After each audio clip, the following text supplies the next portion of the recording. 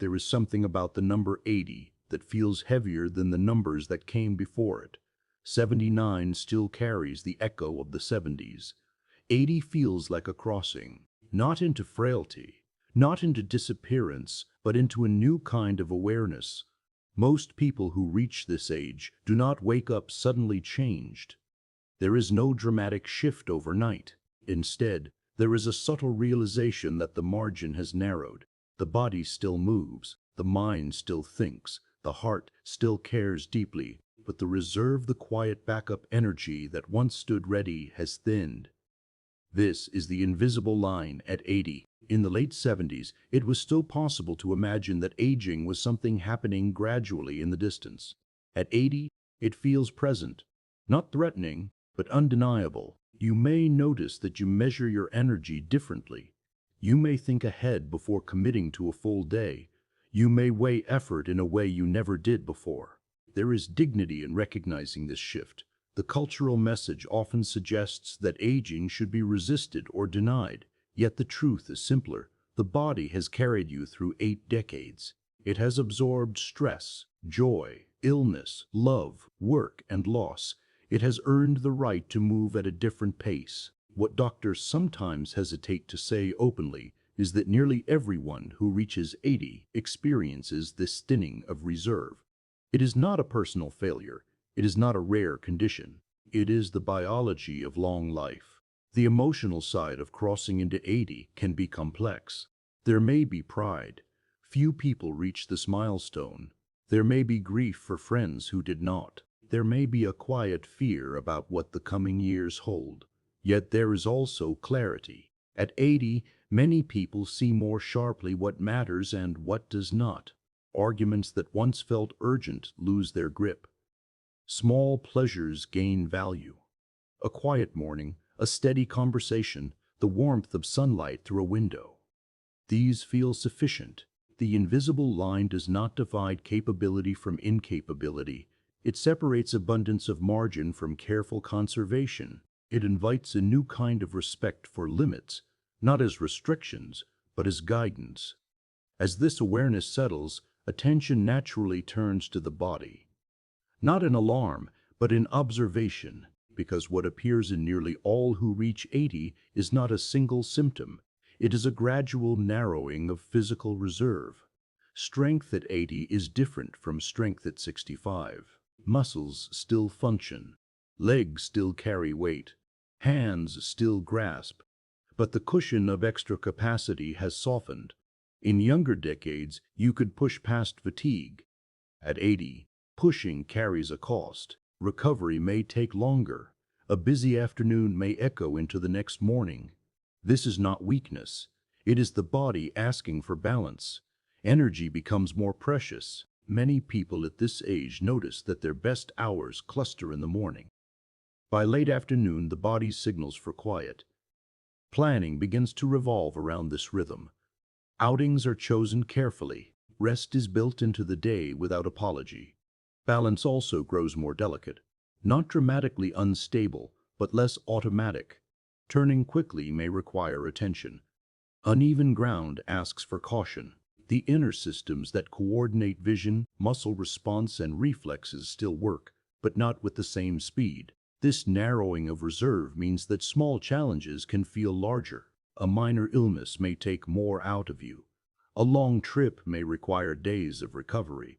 The body still heals, but it heals more slowly. There is wisdom in recognizing this. When reserve is thinner, overexertion carries greater risk. Falls become more consequential. Dehydration has stronger impact. Doctors speak carefully about these risks because they do not want to instill fear. Yet the reality remains that at 80, the margin for error is smaller. This does not mean retreat. It means awareness. Muscle tone can still be maintained. Gentle movement remains powerful, but intensity must give way to consistency. The body responds best to steady care rather than sudden strain. Posture often reflects this stage. Many people notice a slight forward bend. It is partly muscular, partly structural. Standing tall becomes a quiet act of self-respect, not rigid, but intentional. Breathing, too, may feel shallower during exertion. Stairs may demand more patience. The heart still performs its faithful work, but endurance feels more limited. Doctors may hesitate to frame this as universal because each person ages differently. Yet patterns exist. Nearly all who reach 80 experience some narrowing of physical reserve. The key difference lies in how it is managed. When you accept this new boundary, you live within it wisely. You choose activities that sustain rather than drain. You listen to fatigue before it becomes exhaustion. And as the body adjusts, so does the mind. Cognitive changes at 80 are often subtle but noticeable. The mind remains rich with memory. Stories from 50 years ago can still be told in detail. Wisdom accumulated over decades remains intact, yet speed softens. Information may take longer to process. In a fast conversation, there may be a brief pause before responding. Words sometimes hover just beyond reach before settling into place. This slowing can feel unsettling, especially for those who once prided themselves on quick thinking. But speed is not the same as intelligence. At 80, many find that while responses take longer, they are more measured. Mental fatigue may arrive sooner. Long periods of concentration can feel draining. Complex instructions may require repetition. Technology can feel overwhelming, not because it is impossible to understand, but because it moves too quickly. It is important to distinguish normal aging from serious decline. Forgetting a name occasionally, misplacing an item, or needing a reminder does not automatically signal disease. More concerning signs involve consistent confusion, disorientation in familiar places, or profound changes in personality. Those are separate matters. The quiet softening of cognitive speed is common, nearly universal. Doctors hesitate to state it plainly because they do not want to label normal aging as impairment. Yet acknowledging it can bring relief. There is dignity in pausing. There is no shame in asking someone to repeat themselves. The mind at 80 is still capable of learning, reflecting, and loving deeply. Reading remains possible. Conversation remains meaningful. Even new skills can be learned, though perhaps more slowly. Emotionally, cognitive slowing can touch pride. It may challenge identity. For decades, your mind was a reliable instrument, quick and sharp. Now it asks for patience. Self-compassion becomes essential. Harsh self-judgment drains more energy than the pause itself. When you treat yourself kindly, the mind relaxes. And here's where social connection plays a vital role. By 80, many social circles have changed dramatically. Friends may have passed away. Spouses may be gone. Mobility may limit travel. Children may live far away. The circle narrows. This narrowing often happens gradually. One less holiday gathering, one less weekly lunch. The phone rings less often. Over time, days grow quieter. Loneliness at 80 can be different from loneliness earlier in life. It is often tied to loss. Each absence carries memory. Each empty chair tells a story. Doctors sometimes avoid speaking too directly about this emotional landscape. They ask about mood, they screen for depression, but the deeper experience of shrinking community is harder to quantify. Social isolation can influence both physical and cognitive health. Without regular interaction, the mind receives less stimulation. Without shared laughter, stress lingers longer. Yet connection does not have to be large to be powerful. A single meaningful conversation can brighten a week.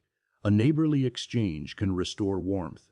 Technology offers bridges, though not always comfortably. Video calls may feel foreign, yet they connect faces across miles. Letters still carry weight. Faith communities, senior centers, volunteer groups, these spaces hold potential. The emotional courage required at 80 is significant.